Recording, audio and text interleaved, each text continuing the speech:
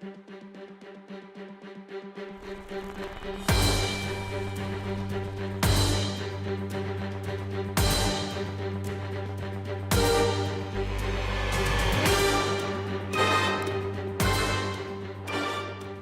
everyone, I'm Stanley Joseph and welcome to Line of Fire. Indiana's recent passage of the Religious Freedom Restoration Act and the looming Supreme Court decision this June regarding the constitutionality of same-sex marriage bans have galvanized public debate of the rights of same-sex couples to get married. On today's episode of Line of Fire, we'll be talking about why states such as Texas have resisted legalizing gay marriage, as well as what the potential ramifications of the Supreme Court's decision might be. The panelists I have with me today are Nancy Fairbanks, Student Government Vice President, Aaron Brown, Music Director for Radio UTD, Joshua Clemens, the Campus Minister for the UT Dallas chapter of Newman Catholic Ministries, and Adam Richards, the President of the UT Dallas Rainbow Guard. Panelists, I want to thank you for joining me here today. 37 states in the U.S. have legalized gay marriage or allow gay couples to get married in this country, but Texas is still one of 13 states that currently does not allow that. Panelists, my first question to you is, why has Texas been so resistant in legalizing gay marriage? I think Texas has traditionally had a more conservative population. If you look at our elections, obviously we have a tendency to elect a more conservative legislature even now, and having a conservative ideology or being more on the Republican side of the spectrum doesn't always, but in a general trend, goes hand in hand with opposing gay marriage. So I think it's just sort of in our political history and also being a state further in the South, those are probably the main reasons why we've been more resistant to accepting gay marriage. Panelists, a lot of people worry that religious issues are some of the reasons why gay marriage hasn't been legalized in this country. And we believe that we have a government where church and state are separated. Do you believe that religious beliefs are potentially a reason why gay marriage hasn't been allowed in Texas? I think that's the reason that it hasn't been allowed. That's the justification used for it. I mean, you look at the Supreme Court and all the testimony that's gone on, and you can see the defendants really struggling to find a reason, like a state-based reason, like a not religious-based reason to not allow same-sex marriages. And because if it was for religious reasons, they'd lose in court, and which is probably why they're going to lose come April 28th. But do you believe it's a fair justification? No, it's not a fair justification at all. I mean, I say this as someone who is LGBT and someone who is also very religious.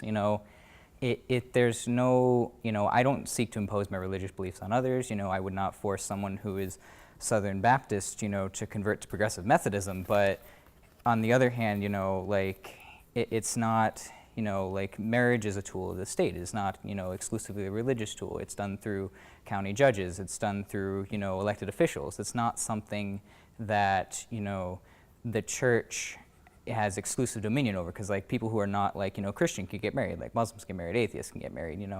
It's not something that just your religious beliefs should apply to the whole state. Joshua, do you agree? No, I would chime in on this for sure.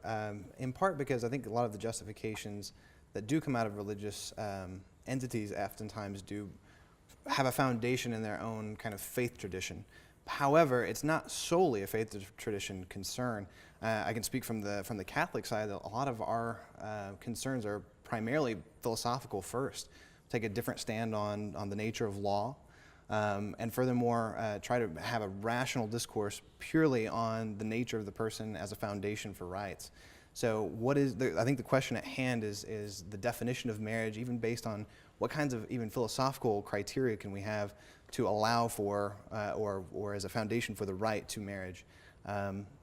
Oftentimes what we would present as an argument would be the criterion of one, unity for a couple, and the other side is the procreative significance of the body and the union.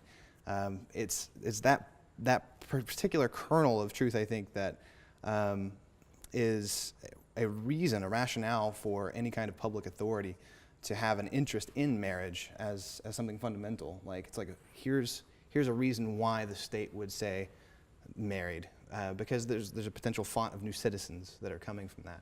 And I think that's apart from anything that's revealed religion, biblical, Quran, anything that's pure just reason and how we understand human nature and what would act as a foundation for for such an institution on a state level. My issue with that, you wanted to say something. Yeah, I was going to actually chime in on that, in that any idea or concept of marriage from times past to current, procreation is not a legal necessity. It's never been one, and that doesn't speak to heterosexual couples who can't have children.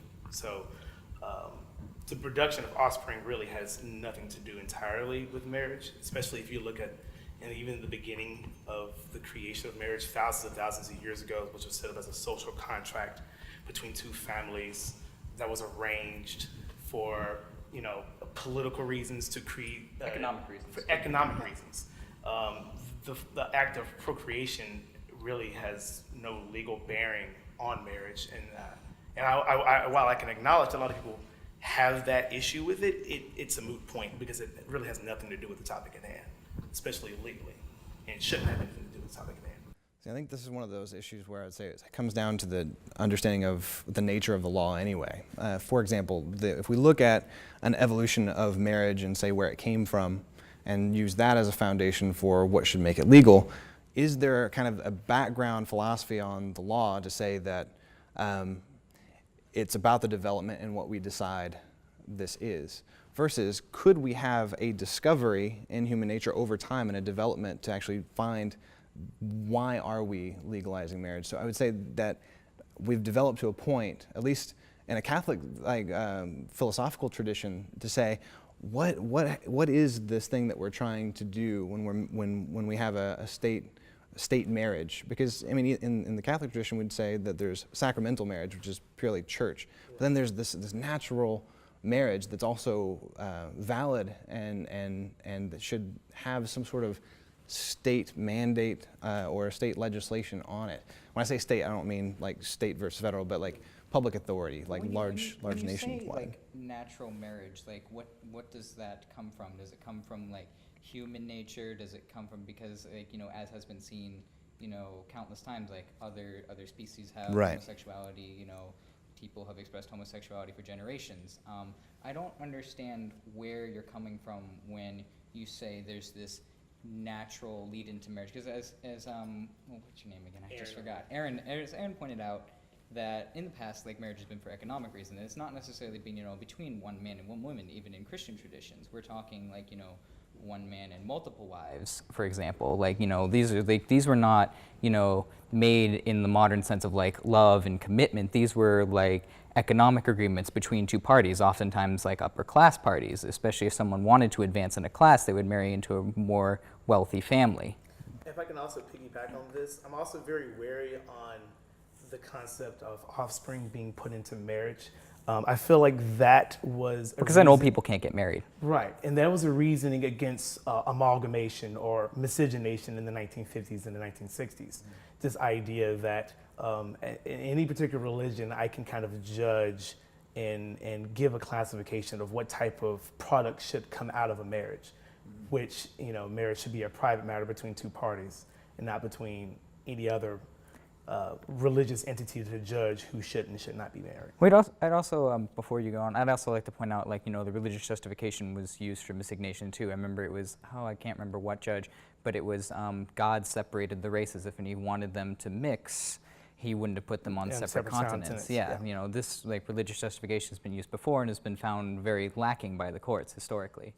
And I think that while marriage sort of could have originated as a contract, I think especially in the United States, it has evolved to really be about rights. And so if you have two people that love each other and want to get married, I mean, I think it would be morally wrong to prevent, for example, if you have a gay couple, to prevent them from visiting each other in the hospital and having visitation rights that they would be denied if they weren't a married couple in a number of states. And so I think we have to realize that all of these rights are attached to marriage, that we're denying people the right to see someone that they love if we're denying them marriage in the first place. Right. Now, this is a lot to reply to, so I'll do my best. If I forget something in there, but I'd like to give a reply to each.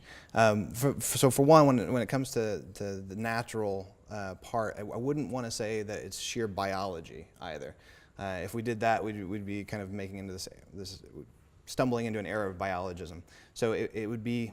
What do you mean by biologism? Biologism would be to reduce the person to sheer biology, and to use that as a kind of a workup for our morality, rather than seeing the person as more of a union of body and soul, which. But that's a religious concept. That's not a legal concept. The soul is not a legal concept. It's not a religious concept. It's just a concept that religions have taken up. But you can hold that there's a soul without having any kind of religious revelation associated with it. But souls are never discussed legally. They're never like seen as a We can legal say entity. personhood then, and not reduce the person to a biology. Because if we only have biology, then we don't have any foundation for rights either, or values, or even like a legislation would just be an accident of evolution. So there would be no point in speaking of the principles or values that we're speaking of now. So you'd have to get beyond biology to something else. So if we're talking about values, just sheer values, then you can have something on top of biology. You could call it personhood. I'm fine with that. So a foundation for rights, that I think we could all agree on that, right? I mean, that would be something that in a debate we could say, yeah, that's what we're going for. So what is the significance of personhood is kind of a question. So what is the significance of love, and how do we legislate that, right? In marriage, what's the significance of marriage? So now we have this idea of significance that's placed in there too. So the significance of procreation isn't something necessarily that says the product has to come, but necessarily that there is a procreative significance in the body that somehow that is in biology, but it has a personal value associated with it. So the reason why I think sex is so charged is because it has a potential to bring about new citizens. I mean, I think that's undeniable. And that would be a place where the state would have an interest. Where do citizens come from, and what is the nuclear family? Like, how do we deal with this cell of society? I think my point, though, was that that idea and concept wasn't really the case with miscegenation, because if they really cared about creating new citizens, that idea and that concept wouldn't have been enforced or existed or backed by any type of religious preachers or what case might exist. Well, also, so like, that goalpost is really just only currently existed. With the implication, the inevitable implication of what you're saying is that gay couples, or same-sex couples rather, because not everyone in a same-sex relationship is gay, same-sex couples can't be parents. That is the inevitable implication of what you're saying. And I cannot see any, I don't understand why the love I have for my boyfriend is just as significant as, as you would have for an opposite sex significant other. As someone who's bisexual, I've dated people of both genders. It's not, in those relationships, yes, it is with someone of other genders, but other genders, but it's not, it's still the same kind of love. I still have the same kind of feelings for them. I want to commit to them for my life, and I'd hope to be able to marry them one day. I don't see, what harm me marrying my boyfriend does to the state, it does to the other people of the state or the people surrounding me. Got it. Okay. So if it was, and I think before you continue, okay, we're going to let you respond to this and move on to the next topic. Okay, sure. I think I could probably knock out what you're saying and what Nancy brought up too, with the rights of a couple. Certain rights, for example, visitation rights and other such things that I believe would really be humane, that wouldn't necessitate, say, marriage as a form of connecting people in a serious relationship of sorts. So I think there's a space for some other kind of legal remedy. However, the idea of significance of love, that's different. Again, I don't think that love in itself would be a criteria, pure and total for marriage. Why should it not be a criteria? Because it's not easily defined, and it could very easily give over just to pure sentimentality. When you have actual physical and anatomical sex as a criteria, it's something that's verifiable. Everybody can agree on. I've had lots of physical anatomical sex. I would say that, the sex I've had with, people, I've had sex with people of the same gender. I've had sex with people of different gender. There has been, I didn't sense anything, inherently different with that other than the parts at hand. Right, except for the possibility of children. And that has, the but state if, has what an he interest. said. I think at the end of the day, if you look at it from a legal standpoint, there is no legal ramification that requires offspring from a marriage, so that point is Not that argument is requires it.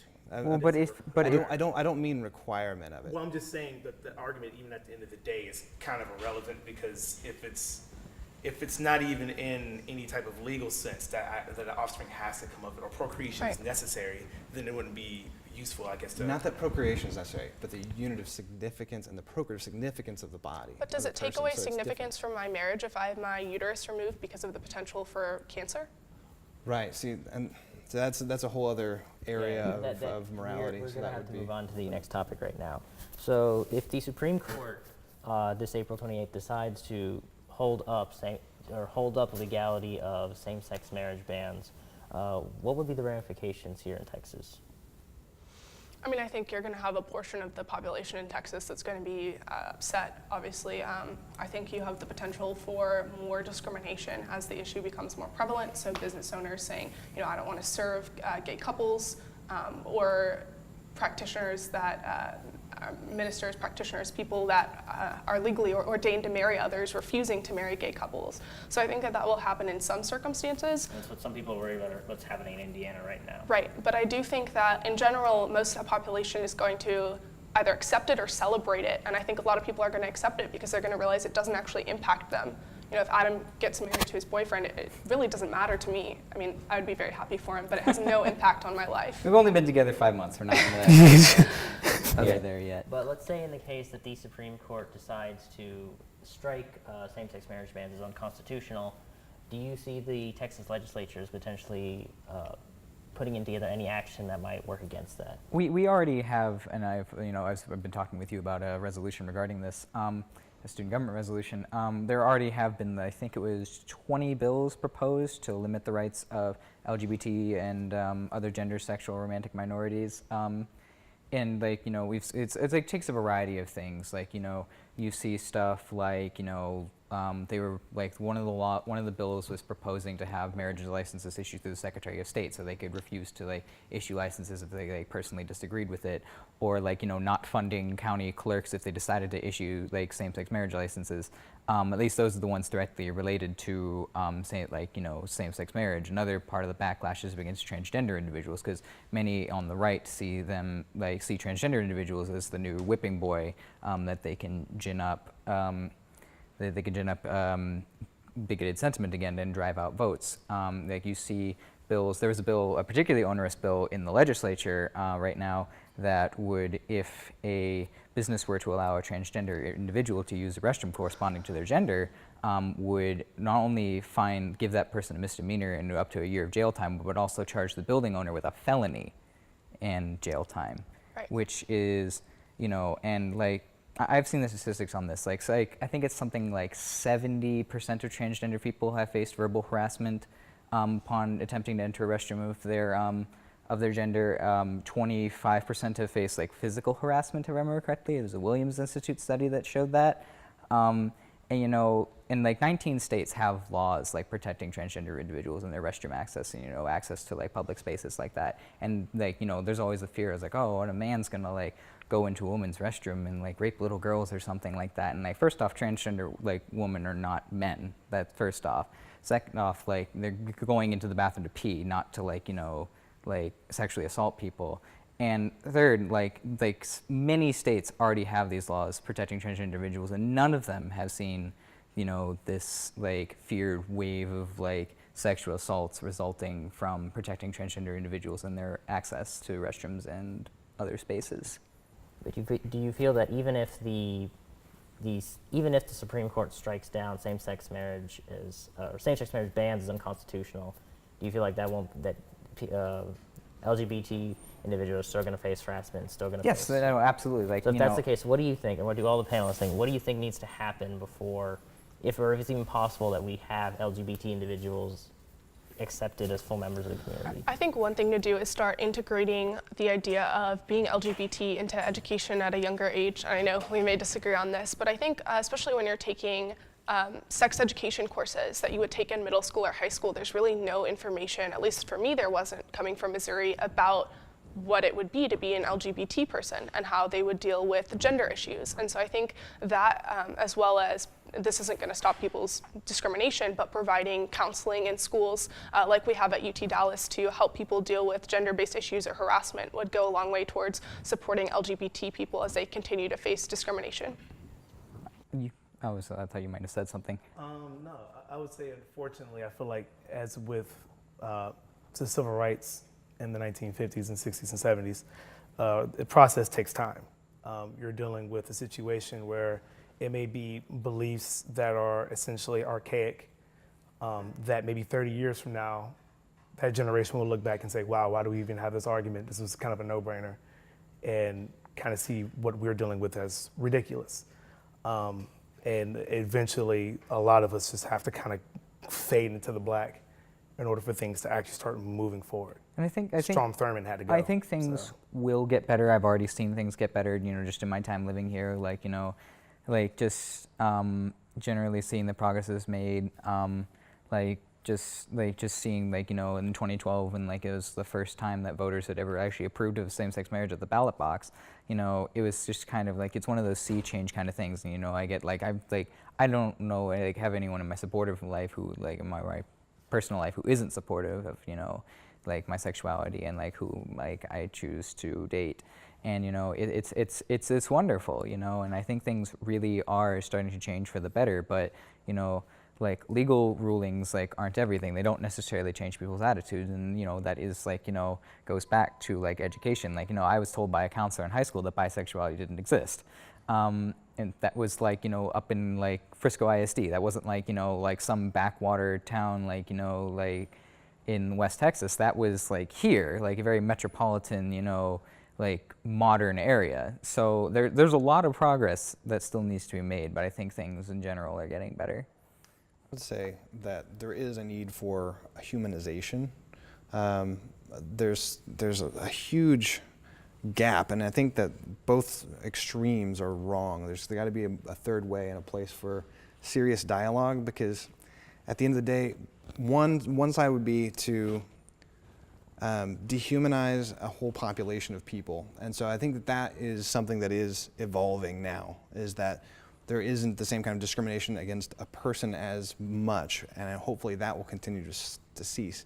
And churches as well, and religious communities have to open up a community for a deeper encounter and embrace. But I still think the debate will continue. It's different than civil rights movement, for example, because that was about actual persons versus there is a real distinction between person and behavior, or person and institution. And I at think its basic core, it was about the right to do things that they were being denied.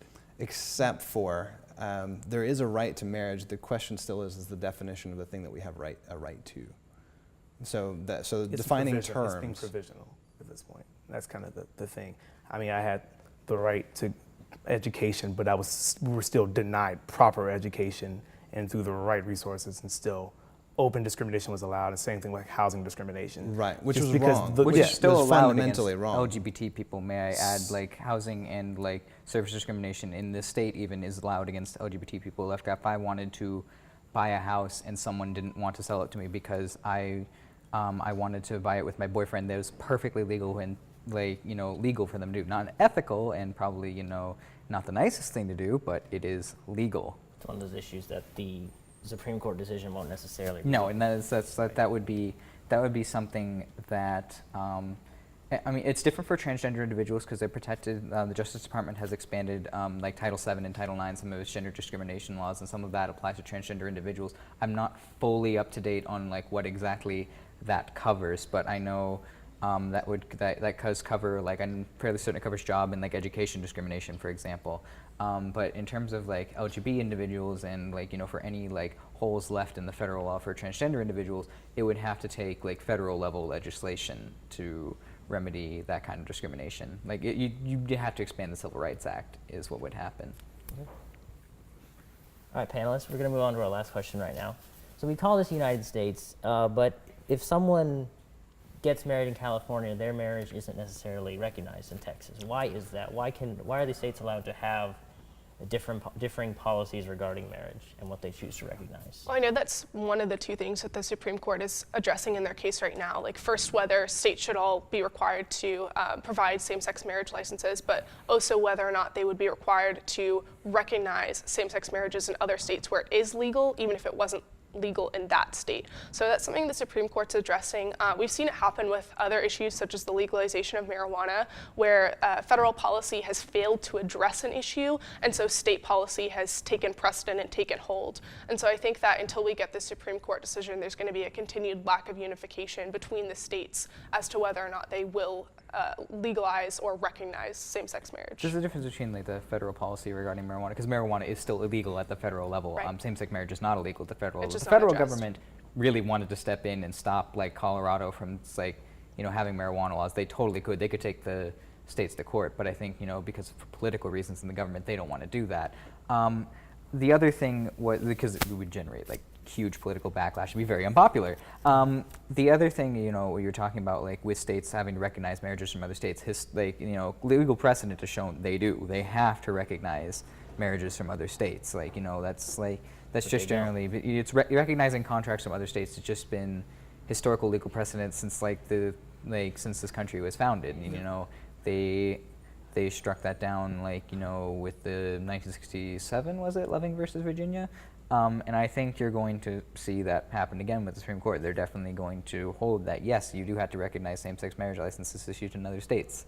All right, panelists, the hearing is set for April 28th, with the decision happening on June 1st. I know we'll all be looking forward to what the Supreme Court has to say, but I'm sure, regardless, this issue will remain very controversial, and there will be a lot of opinions on it long after the Supreme Court makes its decision. Panelists, I want to thank you for joining me here today on Line of Fire. If you want more information regarding what you heard here today or what the Supreme Court decides later this month, you can go to utdtv.com or read the UTD Mercury. This is Stanley Joseph, and thank you for joining me today on Line of Fire.